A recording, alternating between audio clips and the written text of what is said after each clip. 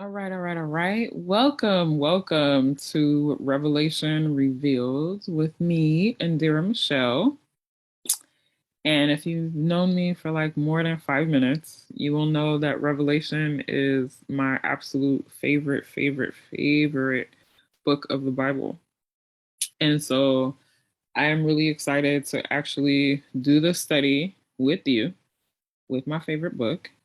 And so today we're just going to do we're not going to dive deep into anything quite yet. This is just going to be like an intro as to why we're doing this study and why it's important. Anytime I begin a Bible study of any kind, I always like to make sure that we all get on the same page and kind of understand why we're doing this, right? Um, so with Revelation Revealed, um, there are some things, some important considerations that I would like for us to go over. So, number one, reading the book of Revelation. Listen, if you're not spiritually together, it can cause you to have some feelings of dread. Dread sometimes also can be like anxiety of like, well, what if I'm not doing what I'm supposed to, or so anxiety in those terms. But the thing is, you have to remind yourself, like, you can't forget that God is the author of the story, right? So when you're reading, when we cover things that are like calamities and, bad things that that will come in the future, you have to remember that God is the author of the story and he's also the author of your story, right? Also, an important consideration about the book of Revelation is that it is not intended for you to get lost in trying to figure out precisely when the world will end. The Bible tells us that nobody is going to know the day or the hour. So if that's your aim, then you've completely missed the point, right? That is definitely not the intention at all.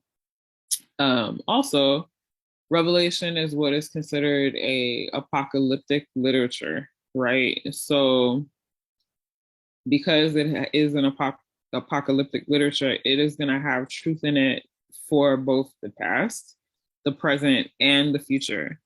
It also is heavy on the numerology and symbolism. So for those who tell you, like, as a Christian, you shouldn't study numerology.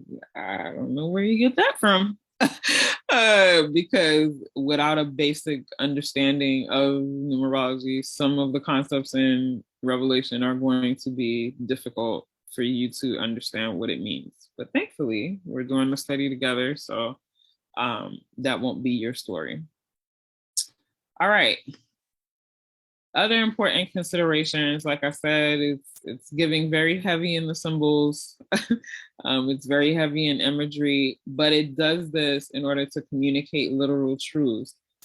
This book, in my personal opinion, I mean, obviously we all should be studying and praying, but this book like requires you to study and pray for you to understand what you're even reading. There's a lot of practical and spiritual strategy that you're going to have to employ in order to understand this book straight up. Like, I just don't see how there's any other way around it. Also, another important consideration with this book is that you have to understand that the events are not always linear, right?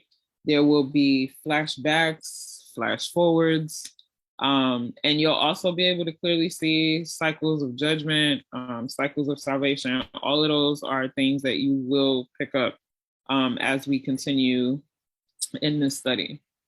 What else? Now, so those are the things that you got to consider before we start. But I also now want to talk about why you should study the book of Revelation. So whether you do this with us in the group, whether just consume the content on your own, or do it on your own, these are the reasons why studying the book of Revelation is so important. Number one, it will answer in great detail the questions of what happens to us and our loved ones after death. It will answer what will happen to the people of the earth and what the future holds for this planet. A lot of times when we lose loved ones, a lot of the grief that we experience is because death is so final. And if we're really honest, like we're really not sure, if we're going to see the person ever again. And so this can help bring some peace um, to understanding when people transition, based on their beliefs. Well, it'll bring peace depending on, their beliefs, but what happens when people transition to them. Also, this was just a random fact that I found out, but the book of Revelation just so happened to be Sir Isaac Newton's favorite book of the Bible. And hey, he was the person who discovered the law of gravity, amongst other things. He loved this book. He loved it so much that he actually made his own commentary of the book. So if this is your favorite book of the Bible, like mine, then that means we in the good company of geniuses, my friend. We are here. Genius, boo. And also, another important reason why you should study the book of Revelation is because it is the only book of the Bible that presents Jesus Christ as he really is today.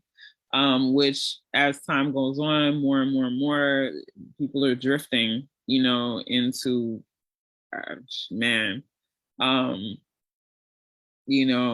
to the point that they're saying like we are him. I mean, then you're hearing he didn't exist for real. I mean, it's so many things. And so one of the things that I love about this book is that it actually presents Jesus Christ as he really is today, right? So when you read things in the New Testament about when he was on earth, like that's not how he is right now.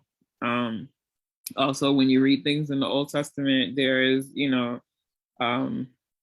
I think it's called Christophanies, where, Christ will sometimes appear in different things in the Old Testament.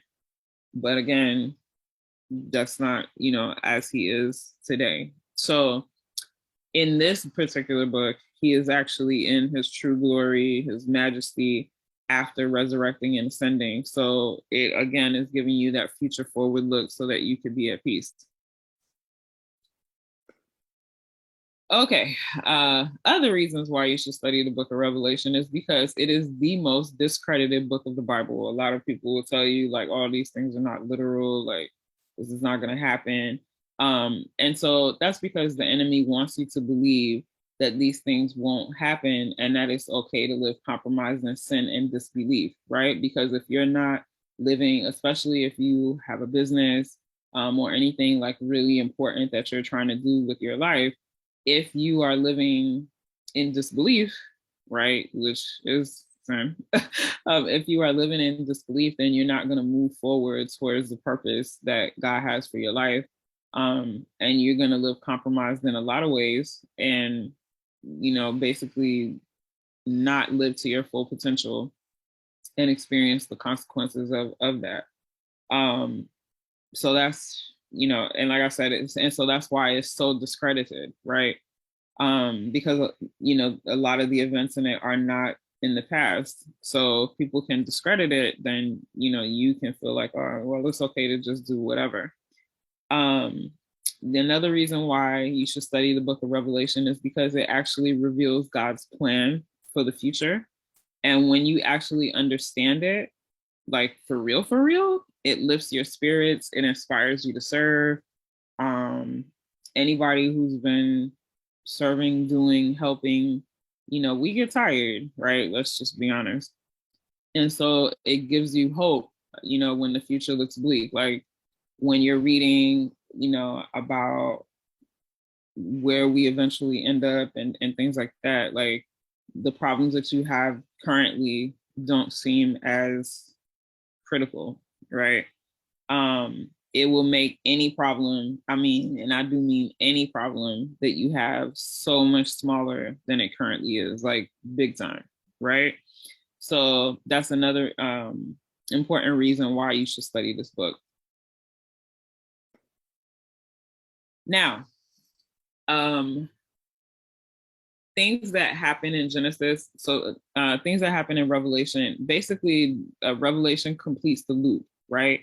So in Genesis, there was a work that was began, and then Revelation comes and fulfills it. So specifically in Genesis, we see that humanity was in a beautiful paradise. Adam and Eve, were there hanging out. Revelation shows, and they got kicked out, right? Revelation shows the wonderful paradise of the future.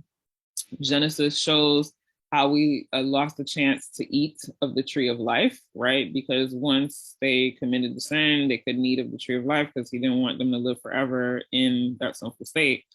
Revelation will show us that we will yet eat of that tree. Genesis tells of humanity's rebellion against God. Revelation promises an end to the rebellion against him. So again, just closing up all the loops.